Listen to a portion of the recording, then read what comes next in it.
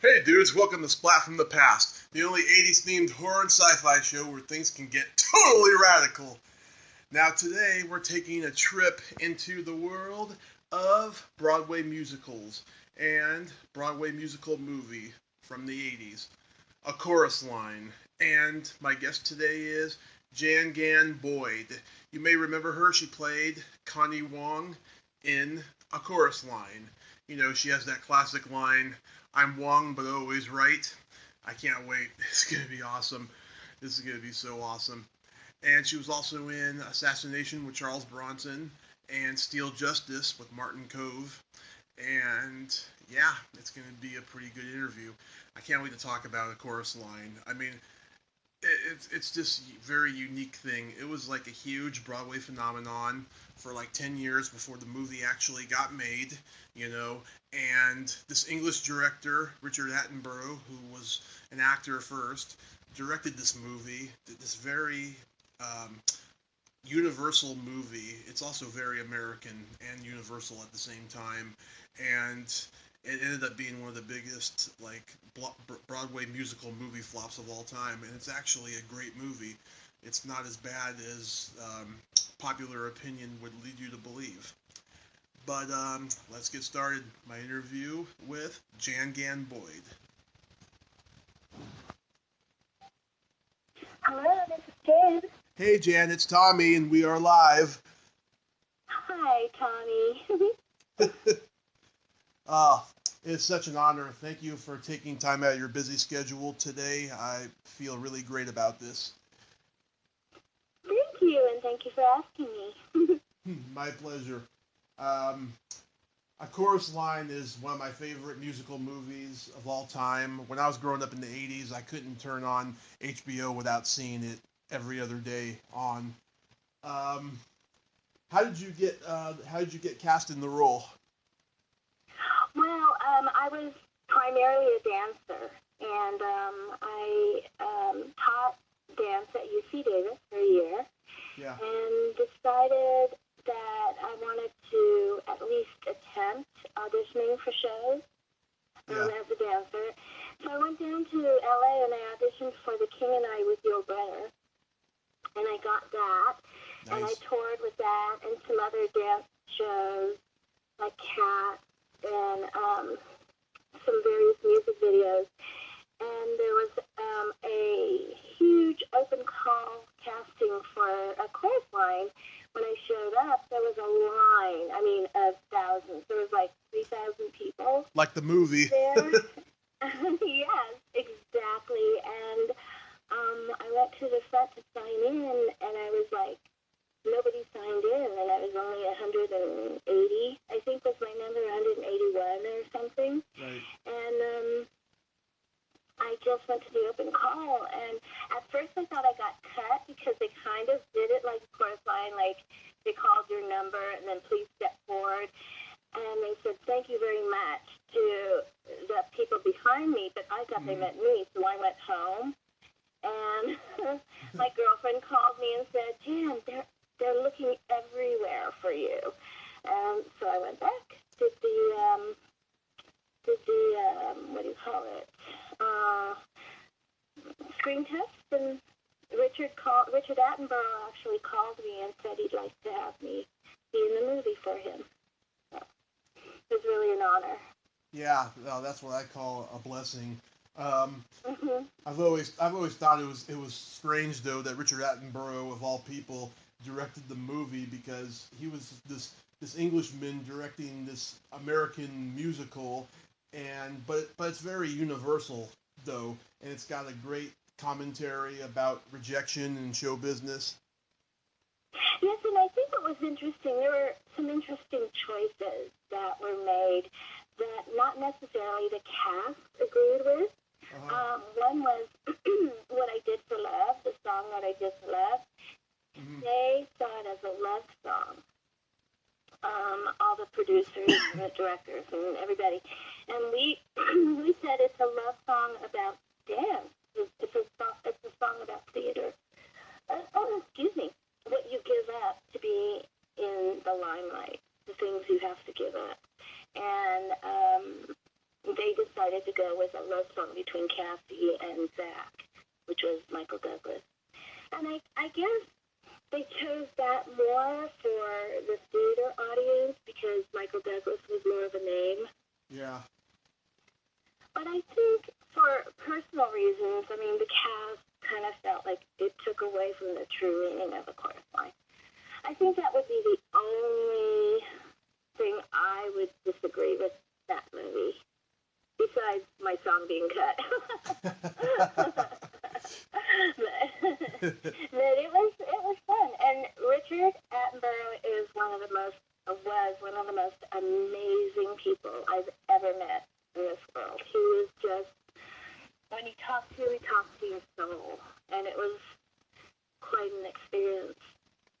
Yeah, I know that the movie had gone through development deal hell at Universal Pictures for about 5 years until Columbia bought the movie. Maybe if Universal had made it, it probably would have stayed true to the play. I think so, and also Michael Bennett had had passed away before we filmed it. And I think had he not, it would have been, or he was sick, and I think had he not, he would have been more involved with the film. Mm-hmm. But I mean, all in all, I mean, I wouldn't trade any of it for the world. In fact, we filmed in New York for a year, and it was really fascinating, the people I met through Richard, because they would come visit us on the set.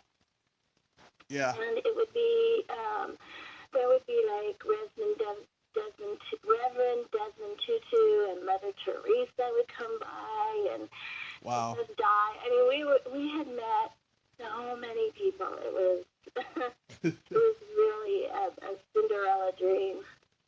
Wow, that's amazing.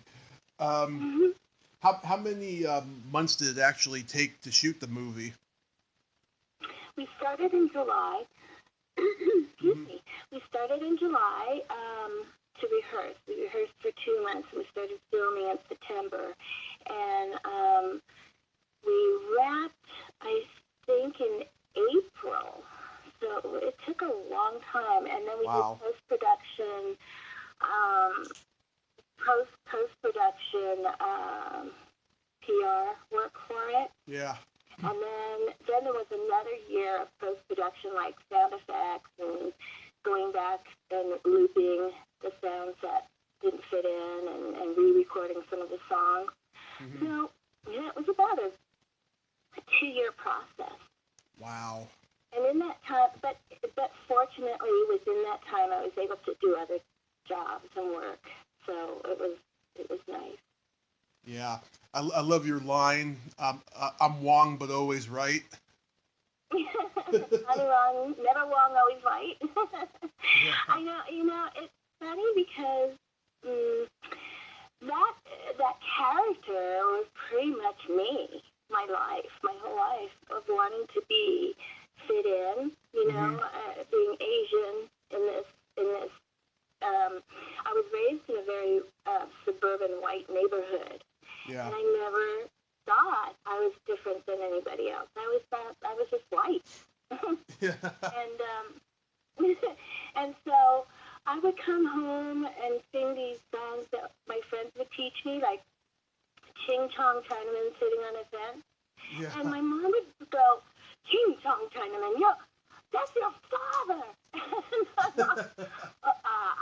I didn't know. I was like 4. What did I know?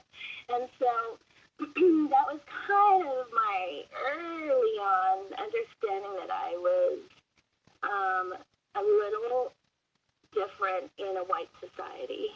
And then when I started getting into the entertainment business, I realized how backwards it is, and it still is. But like there's a new movement for women, but Asian people have really had it tough.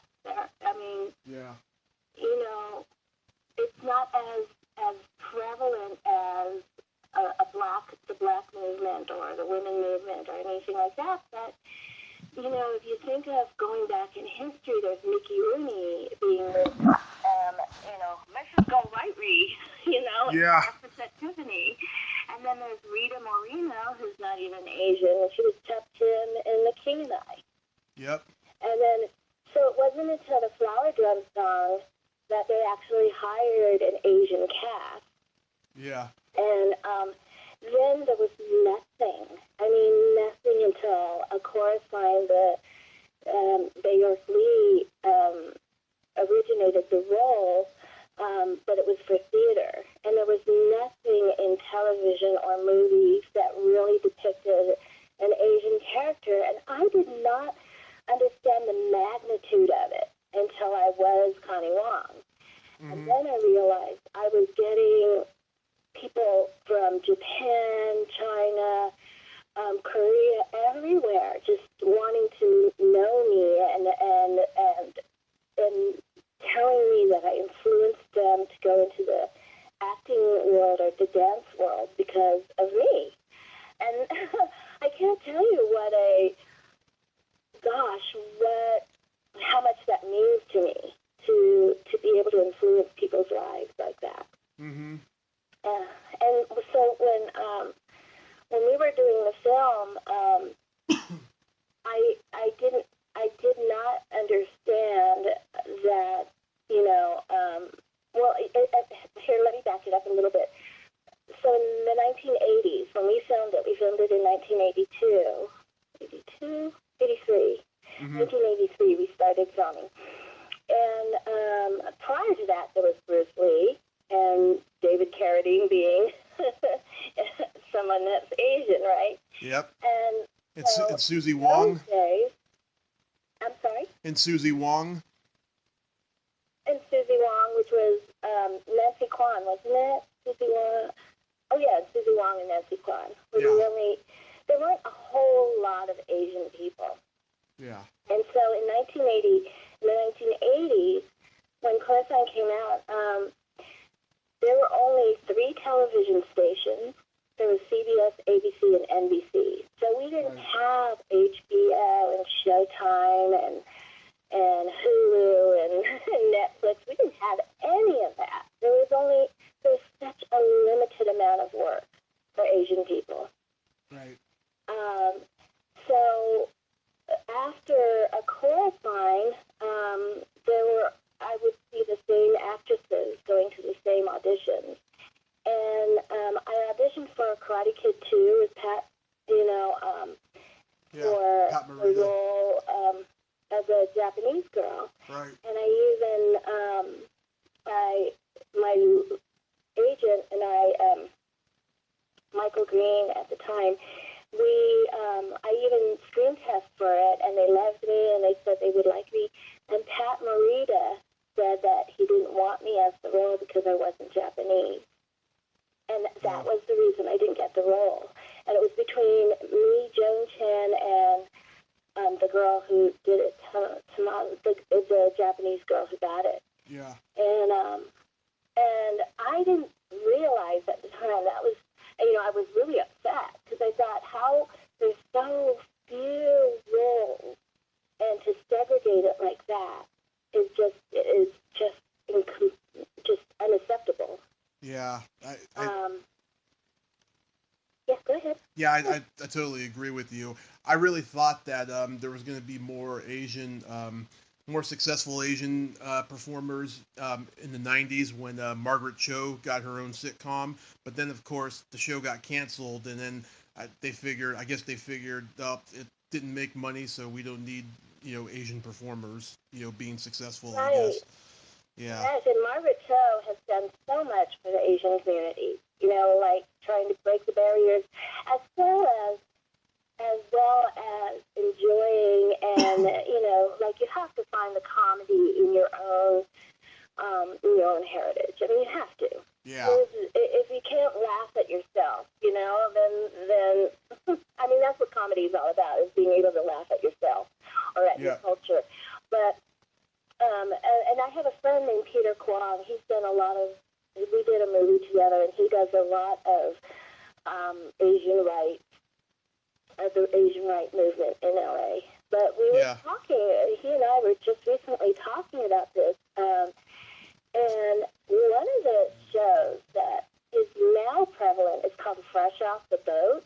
Oh, yeah. And you know, fresh off the boat is the most derogatory term for a Chinese person. Yeah. It's like calling them a Chinaman or a chink or something. It's just so derogatory, and that's the name of the show. And even though they're presenting it as an American Chinese family, it's just the name itself is so offensive. Yeah. I think there needs to be a responsible line drawn that doesn't make our race inferior, or stupid cliches, Yeah. but actually, can have a solid basis of being Asian, but it's not acceptable yet. I mean, people won't watch the shows if it doesn't have that kind of edgy racial slur, Yeah. It's interesting. But I absolutely adore some of the new Asian actors. I love Lucy, by the way, so she's just a phenomenal actress. Oh, yeah, she is. That are breaking the barriers, and not having to use an Asian accent all the time, or having to do an Asian accent to make people laugh. Mm-hmm. Yeah, I actually know a writer on Fresh Off the Boat who started out doing stand-up in San Francisco the same time I did. She's actually very successful now. Her name's Ali Wong. Uh-huh. Yeah, and... But I think it's a funny show. I think it's brilliant. I think that they're really trying to break the barriers. It's just that label that, there are so many things that people are aware of now of not saying certain words, like the N-word, like they say word and this and that, but they are not aware of what are offensive to Asian people, like chop chop. The word chop chop, that is offensive. Yeah. Because it comes from, like they think that the Chinese word for hurry, Yeah. make it fast. And, or not a Chinaman's chance in hell. I mean, I still hear people say that all the time in front of me, and I look at them like, do you realize that's, like, not appropriate? Yeah. So, we've how far along America has come, and then now it's stepping backwards a bit, which is pretty upsetting, but the Asian movement is really, it's taking quite a long time for that. And like I said, your friend that writes the show, I think the show's brilliant. It's just, I just wish that it would sell with a better name. Yeah. I agree with you. I'm going to mention certain members of the cast name. Tell me what your memories of them are. Okay. Michael Douglas. Oh my gosh, I love him. He was, he was the only really seasoned actor in the whole cast. Right. Pretty much. I mean, certain people thought they were, but he was really actually the only seasoned member. And I think because we were filming in a very competitive, they wanted it to be so real, because that's how that's the kind of direction that Richard gets from people, is that very pure inner soul of people. Right. If you watch Gandhi or any of his other movies. Yeah. And so he was kind of segregated from the rest of the cast. All of us were to be in this very competitive situation daily. Right. So that tension, every day we showed up at the set, the tension was there. It was real. And unfortunately for someone like me, who's kind of insecure, well, at that time,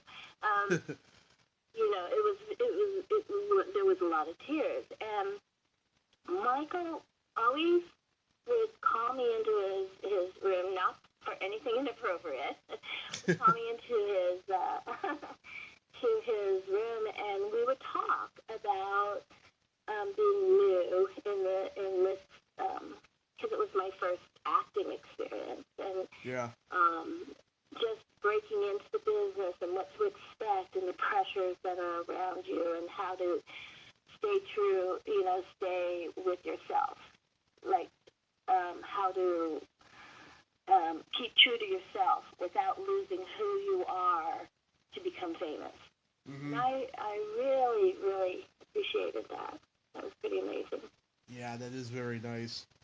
And in fact, I have some pictures with him and from him. He autographed a couple of pictures for me. And I brought this up the other day. When you work with famous people, it's really hard to, you get starstruck. You can't help it. Right. And you want to go, is it inappropriate to ask for an autograph? Yeah. Or, because I did a movie with Charlie Bronson, and, I would take pictures with him, and of course I'm in the movie with him. But then at the same time, I'm like, Charlie, would it be weird if you autographed something for me? So anyway, yeah. He was a very gentle, and we kept in contact for a while after the movie, but, nice. Then life gets away with you.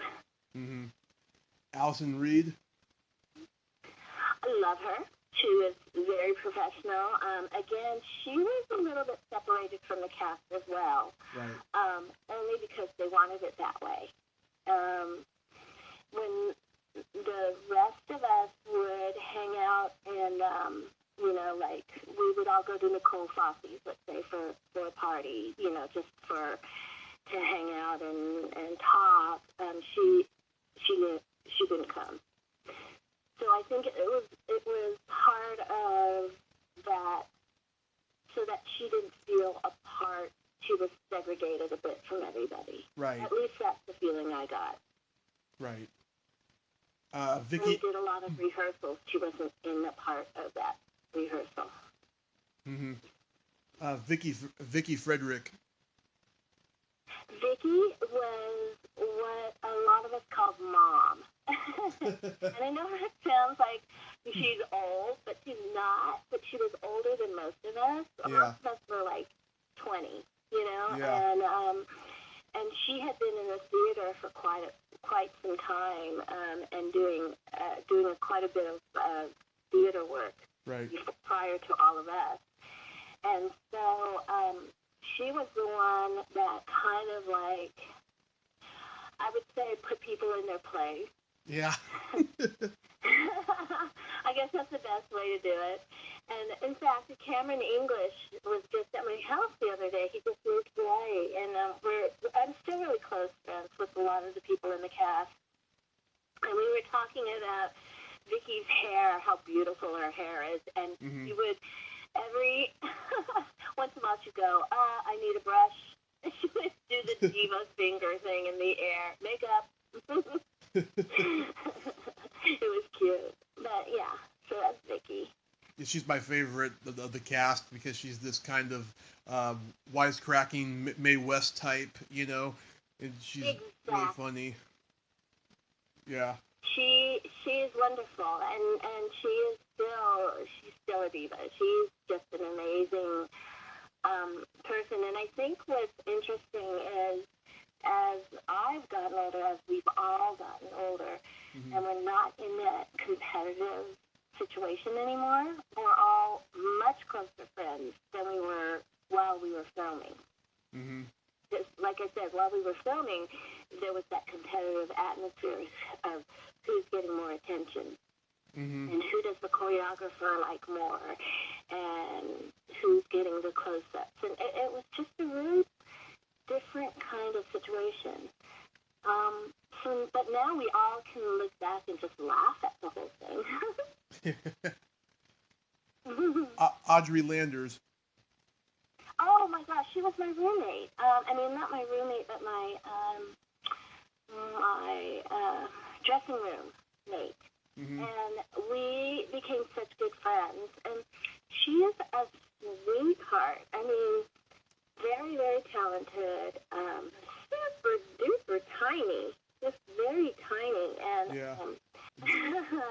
Janet Jones. Janet and I got along really well. She's absolutely beautiful. I mean, stunning in person. And of course, I couldn't be more of the opposite. You know, here's this tall, lanky, beautiful blonde, and I'm this short, little, stubby kind of Asian girl. Yeah.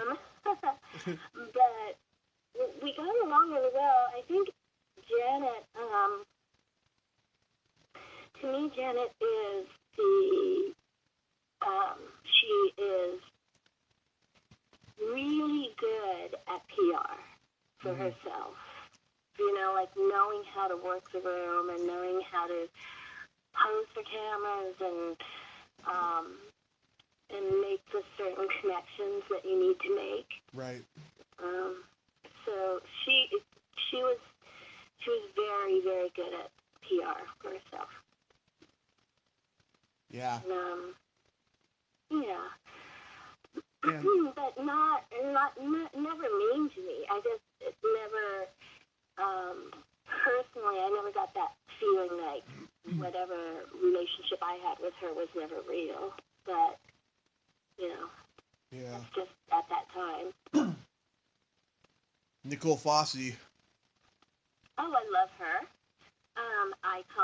Iconic, because of her father, but she is her own, she's an icon in her own, in our own genre, I guess you would say, because she was a phenomenal dancer, just beautiful lines,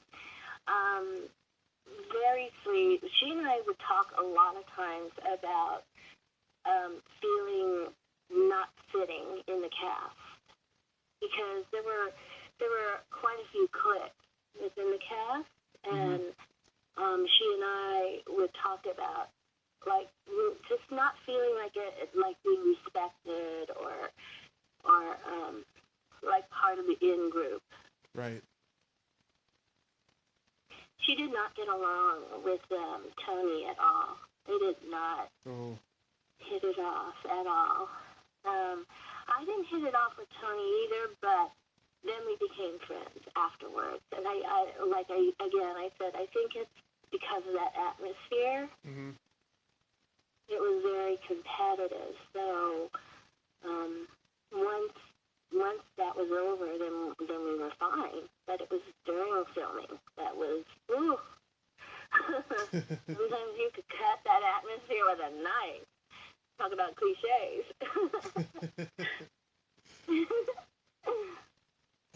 Terrence Mann. Love Terry. Terry and I, we kept in contact for a long time. In fact, I just lost contact with him, but I'm going to reconnect with him through Justin, because Justin Ross and I are still good friends. Mm-hmm. Terry is, I think, the most talented person in the cast. Yeah. His voice, he could dance, he could act, his voice, he just was he's that perfect triple threat. And I was so proud of him. I got to see him be the Beast in Beauty and the Beast. And he took my children and I backstage to see his costume and everything. And it was phenomenal. And Matt West, who was also in the cast, choreographed Beauty and the Beast. And I think they both won Tony Awards for that. Mm-hmm. But it was, Terry is just phenomenal. And in fact, when I go to New York and see Justin, I'm hoping to get together with him and Pam Cleaner, maybe Nicole, some of the East Coast people. Mm-hmm. We've been talking about, like, maybe trying to, Cameron and I were talking about maybe trying to do a reunion, of our cast. Just to, because we're all different. A lot of us have children now. We didn't before, and just we've all evolved to different facets of either entertainment world or family life or theater. Mm-hmm. A lot of people are directors and producers now, and it's really exciting. It certainly is. Did you like working with Charles Bronson and Jill Ireland on Assassination? Yes, I was heartbroken when Jill passed, and then again when Charlie passed. But we stayed very close. When I filmed, we almost instantly became really good friends, and I don't know why. I just must have, my personality and theirs must have just meshed really well. Mm-hmm. And I've been to their home several times, and here's an interesting fact. Okay. There's a guy in the film named Billy. Did you ever see the movie Midnight Express? Oh yeah. About this guy who he gets in a Turkish prison. Yeah, that was drugs. That was Brad Davis. Yeah, he starred in it, but it's a movie about this guy named Billy, and I can't think of his last name right now, but he was in our film. Mm-hmm. The guy that the movie was written about. Right. And so we would have dinner. I would always go to Charlie and Jill's for dinner, and it was one time he was there, and he told the real story about what he went through, and it was way even more intense than the movie.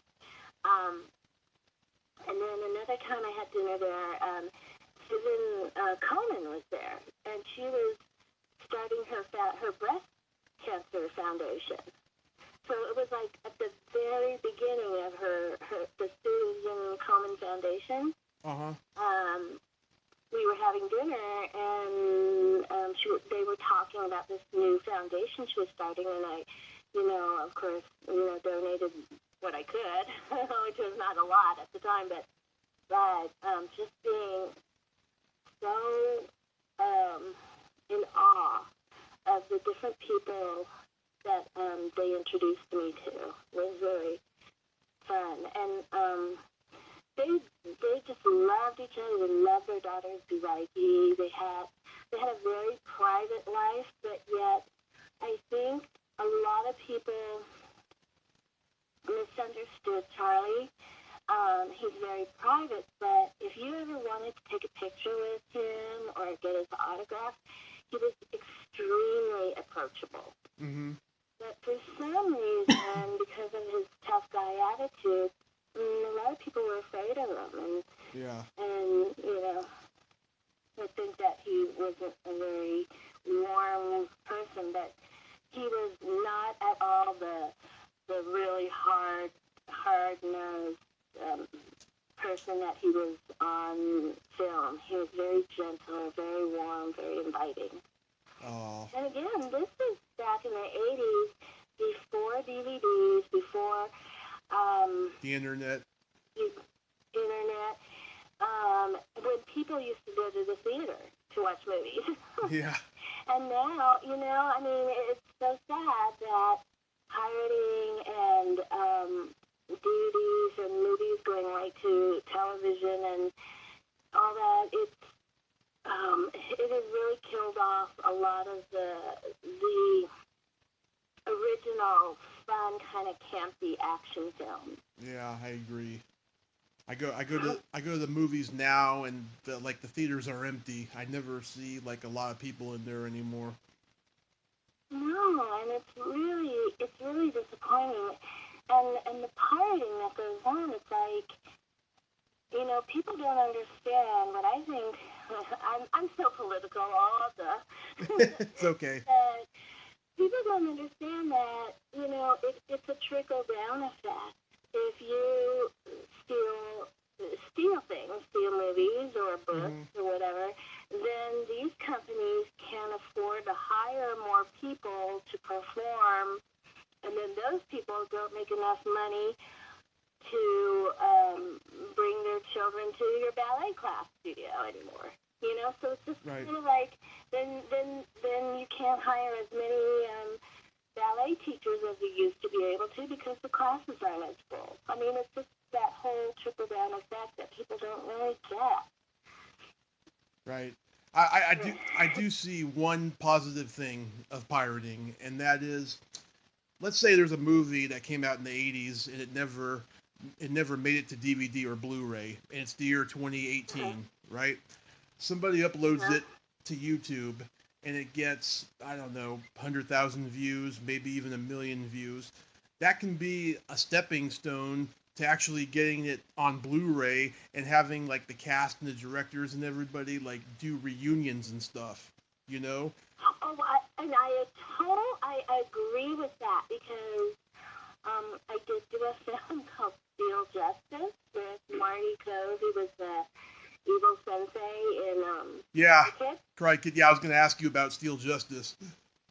Yeah, because that's why he was one of the people that referred me over for Karate Kid 2, I think it was, Mm-hmm. to be in that movie. Anyway,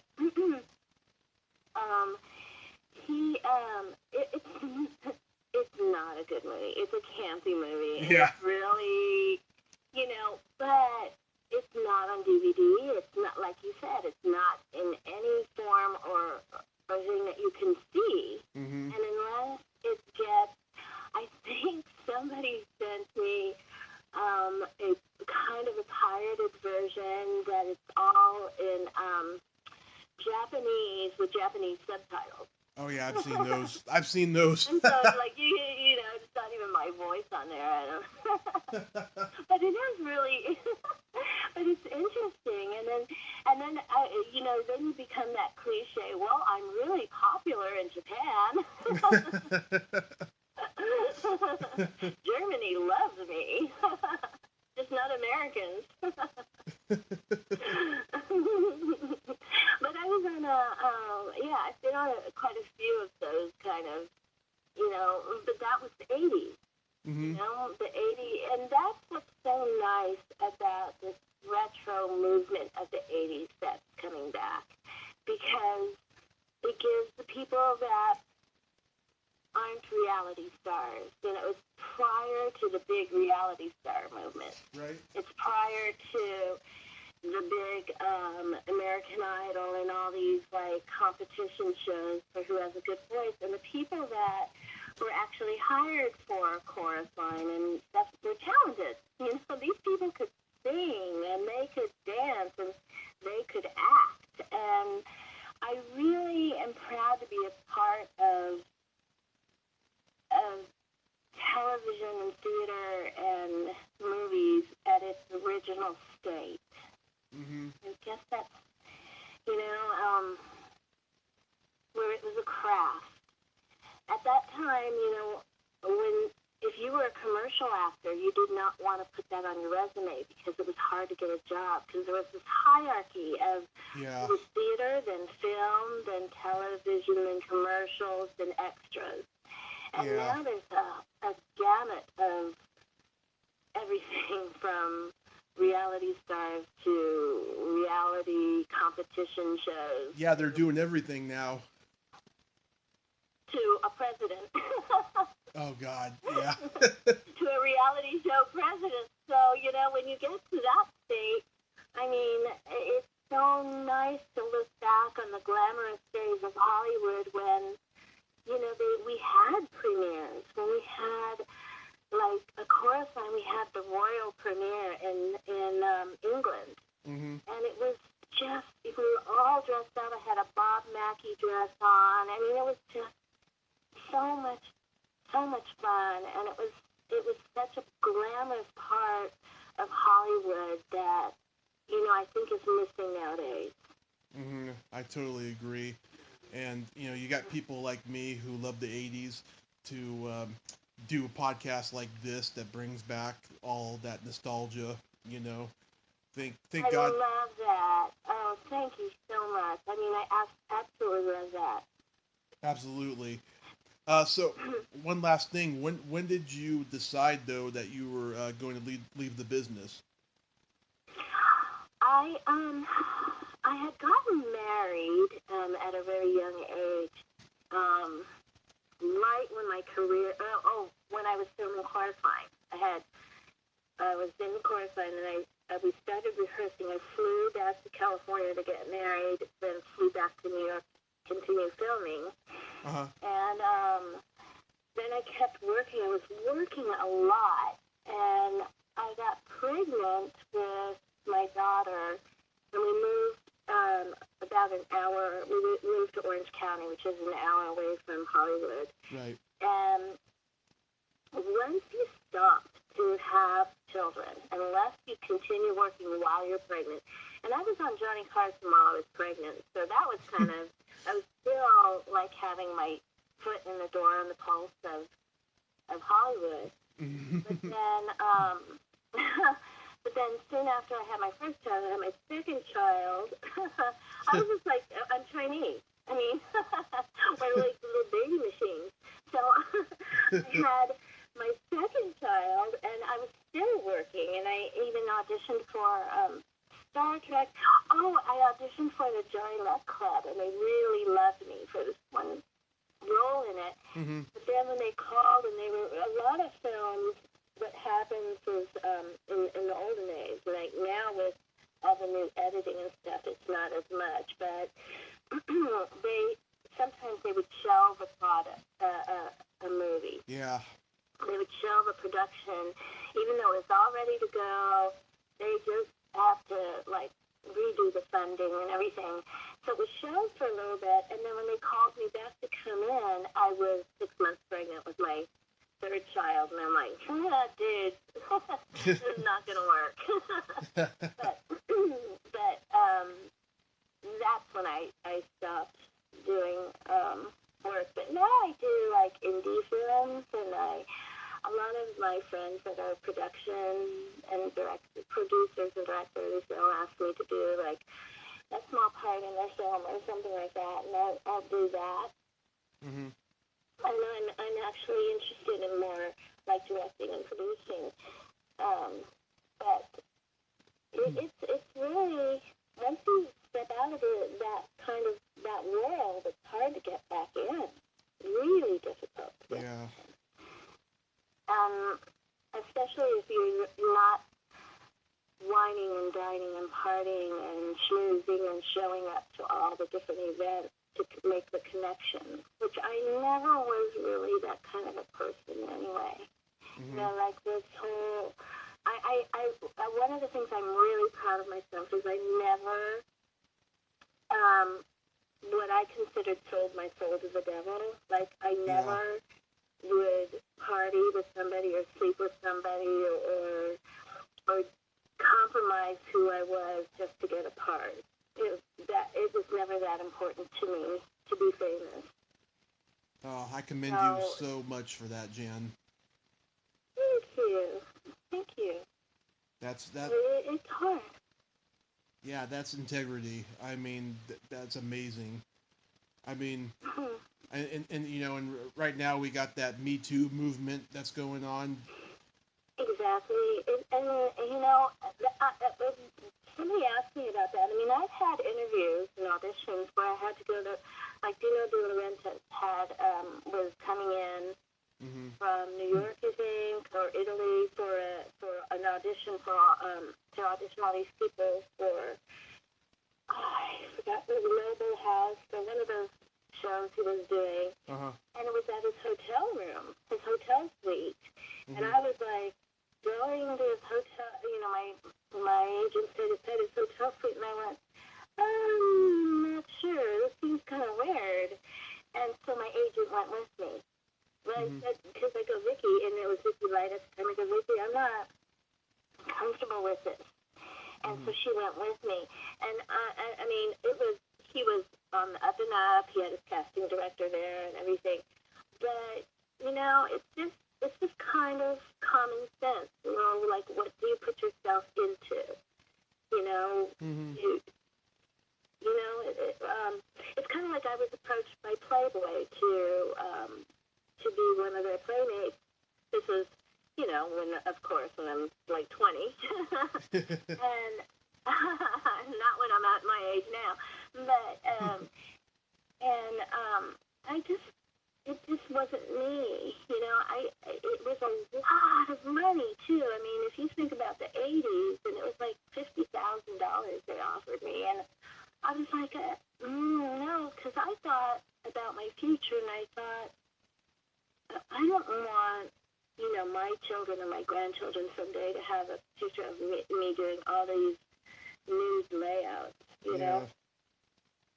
it just didn't, it meant, it's just my personal opinion, and I'm not slamming anybody who does that. I mean, God bless women with these beautiful bodies, but it was a personal choice that I made, and so that's what I'm thinking about when I hear about all these different situations. It's like it's show business. You know what you're doing when you get into you've heard about couch auditions from when I was a little girl. I've heard about people who basically sold their soul to the devil to become famous, and it's just I think yes, people that are like Harvey Weinstein that are inappropriate to get the ramifications for it, but I think also the women and men should take accountability for their choices that they make to put them in poor situations. I agree. We're not all victims, we're volunteers. I totally agree. You are an amazing woman, Jan. Well, you are an adorable person for calling me and interviewing me, and thank you for those questions. They're wonderful questions. Oh, thank you so much, Jan. Can I friend you on Facebook? Can you what? Can I friend you on Facebook? You sure can. Go right ahead. Oh, thank you so much. You have yourself a great day. Okay, you too. Thanks. Okay, bye-bye. Bye-bye. Well, there you have it. Jan Gan Boyd. Ain't she a sweetheart? Thank you so much, Jan. You're a sweetheart, an amazing woman, very courageous. I've been very lucky lately. I've had lots of courageous women on this show, and I just love hearing these stories about these women who don't take shit from any turd in Hollywood. Well, if you like this video, please subscribe to my YouTube channel. Follow me on Twitter, add me as a friend on Facebook, and join my Tommy Kovac comedian page. Well, that's all the time we have this week on Splat from the Past. Until next time, this is Tommy Throwback Kovac saying, there's no shame in living in the past, because the present sucks. Later, dudes.